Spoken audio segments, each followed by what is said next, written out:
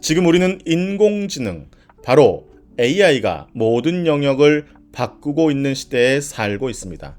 그 변화의 물결은 영화 제작에도 예외가 아닙니다. 오늘은 인공지능이 영화 제작을 어떻게 바꾸고 있는지, 또 앞으로 어떤 세상이 펼쳐지게 될지 함께 살펴보겠습니다. 저는 이렇게 말합니다. 인공지능은 과거에 머무는 사람에게는 위기이지만 미래를 준비하는 사람에게는 엄청난 기회다. 지금 영화 제작 현장은 말 그대로 패러다임 시프트, 완전한 전환기를 맞이하고 있습니다. 우리가 잘 아는 미드저니, 오픈 AI의 소라, 구글의 비오, 이런 생성형 인공지능 툴은 이미 영화 제작에 활용되기 시작했습니다. 누구나 아이디어만 있으면 영화를 만들 수 있는 영화 제작의 민주화 시대가 열리고 있는 것이죠. 인공지능을 활용하면 컴퓨터 그래픽 작업이 훨씬 쉬워집니다. 로케이션 비용도 줄고 편집 속도도 빨라지죠. 게다가 인공지능은 빅데이터 분석으로 관객의 취향까지 예측해 줍니다. 어떤 영화가 흥행할지 미리 판단할 수 있다면 기획에서 배급까지 영화 산업의 전반적인 구조가 완전히 바뀌게 됩니다. 인공지능은 영화의 종다양성도 키울 수 있습니다.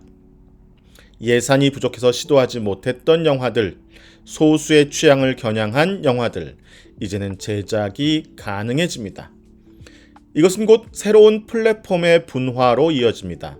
블록버스터는 블록버스터대로, 독립영화는 독립영화대로 자신만의 시장을 가지게 되는 겁니다. 인공지능이 문화 다양성을 위한 도구가 되는 셈이죠. 그만큼 이 변화는 이미 시작되었고 더 이상 먼 미래의 이야기가 아닙니다. 인공지능을 도구로 잘 이해하고 활용할 수 있도록 훈련해야 할 때입니다. 인공지능은 위기가 아니라 기회입니다. 그 기회를 어떻게 잡을지는 바로 우리에게 달려 있습니다. 이제 여러분이 만들 영화의 시대입니다.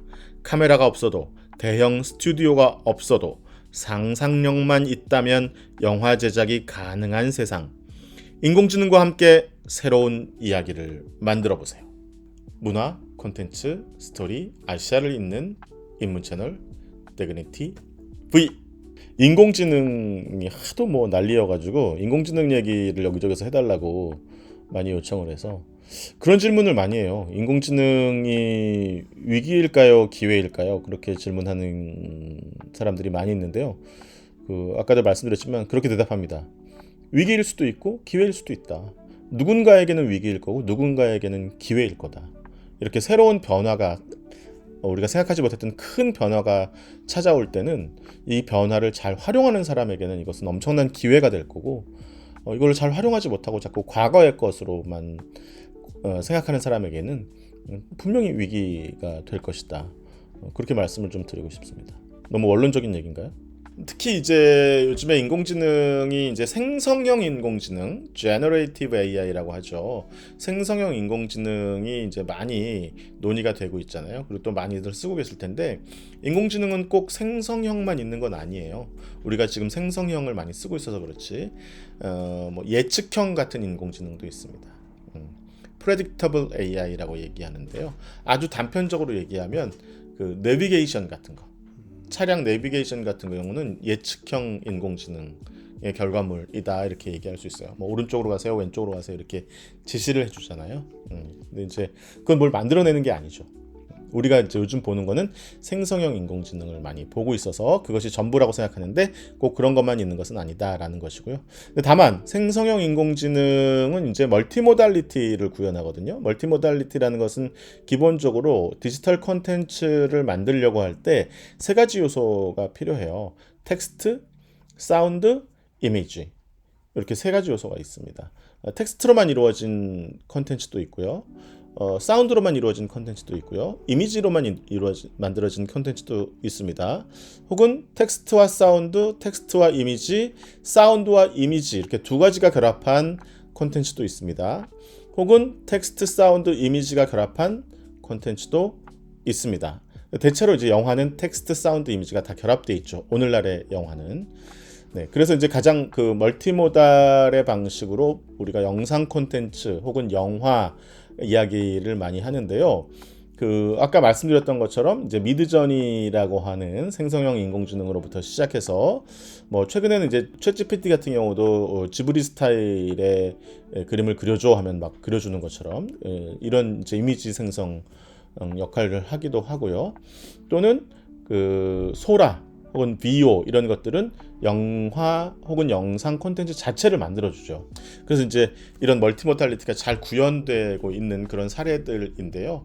그래서 이 영화와 영상 콘텐츠를 막 만들어주니까 이거를 영화 제작에 활용할 수 있지 않느냐, 이제 그런 시도들을 하는 것이죠. 영화 제작은 잘 아시는 것처럼 프리 프로덕션, 프로덕션, 포스트 프로덕션 요 세 가지 단계를 거쳐서 이루어집니다. 프리 프로덕션은 기획과 제작 준비의 단계죠. 그러니까 스토리를 짠다든지 시나리오를 확정한다든지 뭐 배우들을 캐스팅한다든지 로케이션 장소를 알아본다든지 아니면 투자를 받는다든지 이런 것들이 다 실제로 제작, 촬영을 하기 위한 다양한 준비 단계의 일들이잖아요. 그래서 이걸 우리가 프리 프로덕션이라고 하고요. 프로덕션은 실제로 크랭크 인부터 크랭크 아웃까지의 단계를 얘기합니다. 실제로 영화를 준비 땅 하고 찍어가지고 카메라를 돌려서 찍어서 촬영을 끝마치는 단계가 프로덕션 단계입니다. 그러면 이 찍어놓은 촬영을 가지고 이제 포스트 프로덕션에서는 편집도 하고 색깔도 보정하고 사운드도 입히고 필요하면 컴퓨터 그래픽 작업들도 하고 뭐 이런 것들을 하는 게 이제 포스트 프로덕션의 단계죠. 그러면 생성형 인공지능은 이 프리 프로덕션, 프로덕션, 포스트 프로덕션의 단계에서 어느 부분에 집중적으로 쓰일까요? 포스트 프로덕션에 일단 기본적으로 많이 쓰인다는 걸 알 수 있겠죠. 사운드를 입힌다거나 뭐 편집점을 찾는다거나 색깔을 보정한다거나 컴퓨터 그래픽을 통해서 배경화면을 넣는다거나 또 중간중간에 삽입되는 인서트 숏 같은 것들을 만들어낸다거나 이런 것들이 전부 다 포스트 프로덕션 단계에서 이루어지니까 포스트 프로덕션에서 가장 많이 쓰일 겁니다. 그런데 그러면 프리 프로덕션 단계에서는 쓰이지 않을까요? 쓸 수 있죠, 당연히. 예를 들면 스토리를 기획한다거나 시나리오를 짠다거나 뭐 이런 거 할 때도 다 인공지능의 도움을 받을 수 있잖아요. 그래서 이런 프리 프로덕션 단계에서 당연히 쓸 것이다. 프로덕션 단계에서는 쓰이지 않을까요? 촬영을 하고 있는 과정에서도 실제로 필요하면 얼마든지 쓸 수 있겠죠.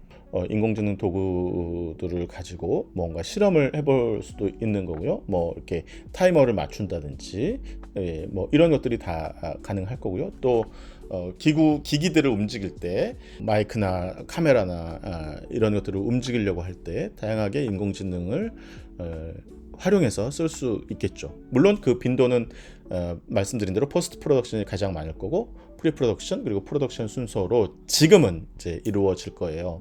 그런데 아예 처음부터 그냥 인공지능을 가지고 영화를 만들어 보겠다 하는 사람들도 있는 거예요. 그래서 인공지능 영화 자체가 이제 나오기 시작했죠. 뭐 그래서 인공지능 영화제 같은 것들도 지금 만들어지고 있고 그런데요. 근데 이제 처음부터 끝까지 그냥 완전히 인공지능만 사용해서 영화를 만들겠다고 치면 두 가지 문제가 있어요. 하나는 영화가 우리가 보통 장편 영화, 피처 필름이라고 하면은 90분 정도의 길이를 얘기를 하는데 이 90분짜리의 긴 영상을 만들려면 돈이 엄청나게 드는 거죠. 엄청난 GPU가 필요할 테니까. 그죠? 그래서 긴 영화, 장편 영화를 만들기가 아직은 좀 많은 제작비가 들어가게 된다라고 하는 점에서 문제가 좀 있고요. 또 긴 영화를 만들려면 쇼트와 씬과 시퀀스가 계속 바뀌어야 되는데 숏, 씬, 시퀀스가 바뀔 때마다 이전 장면에서 나왔던 캐릭터의 모습이 그대로 그 다음 장면에서도 나와줘야 돼요. 동일한 캐릭터의 모습이. 그죠? 그리고 공간이 바뀌지 않고 시간이 바뀌지 않았다면 같은 옷을 입고 같은 뭐 액세서리를 하고 나와야지 그게 연속성이 이어지잖아요. 그래서 그 연속성을 컨티뉴이티라고 하죠. 그리고 우리가 영화를 얘기할 때 영화 제작에서 콘티라는 말을 쓰잖아요. 그 콘티라는 말이 바로 컨티뉴이티에서 온 말이에요. 그러니까 이거를 맞춰주는 게 굉장히 중요하거든요. 매칭시켜주는 게. 그러니까 서로 설령 촬영은 다른 날 이루어지더라도 어떤 특정한 배우가 캐릭터가 그 같은 장소에 같은 공간에 있는 상황이라면 그 똑같은 옷을 입혀야 되고 똑같은 흉터를 가지고 있어야 되죠. 그게 바뀌면 관객들이 그 영화에 대한 신뢰도가 떨어져요. 그러니까 이 컨티뉴이티를 맞춰주는 게 굉장히 중요한데 인공지능은 이 컨티뉴이티를 맞추기가 굉장히 어렵습니다. 아직까지는.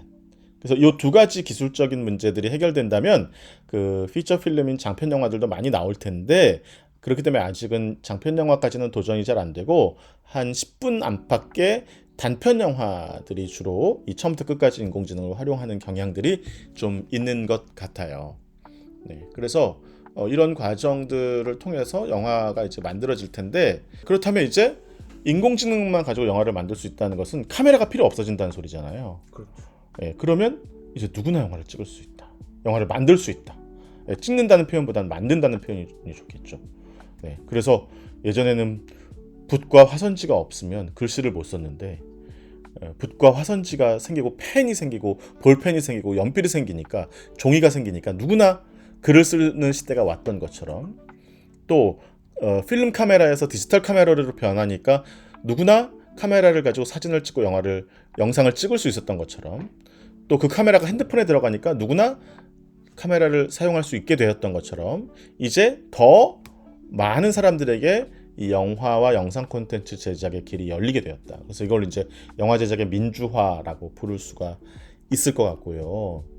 또 하나는 이렇게 잘 만들어진 영화를 우리가 이제 배급하고 유통하게 되잖아요. 이 과정에서도 결국은 인공지능이 활용되게 될 것이다. 그래서 이제 이거는 물론 이제 빅데이터하고 연동이 돼야 될 텐데요. 빅데이터랑 결합이 되면은 우리가 보통 며느리도 몰라라고 했던 그 비밀, 도대체 어떤 영화가 대박이 날 것인가 하는 것들을 엄청난 빅데이터를 넣어가지고 인공지능한테 분석해보라고 하면 관객들의 취향과 선호도를 잘 파악해볼 수가 있는 거죠. 네, 그러면 그것을 통해서 어떤 특정한 영화의 BEP, 손익분기점을 계산할 수 있는 거예요. 그러면 이 영화는 제작비가 얼마까지 투입되어야 한다. 이렇게 결정을 할 수 있겠죠. 네, 그런 일들이 이제 앞으로도 가능해지지 않을까 하는 생각을 해보게 됩니다. 그래서 이런 측면에서 생각해 본다면 인공지능은 크게 영화 제작에 있어서도 민주화를 가져올 것이고 또 다양한 마케팅과 기획과 생산과 유통과 소비의 과정에서 역할을 하게 될 것이다. 이렇게 좀 말씀드릴 수 있겠습니다. 문화, 콘텐츠, 스토리, 아시아를 잇는 인문 채널 데그니티 V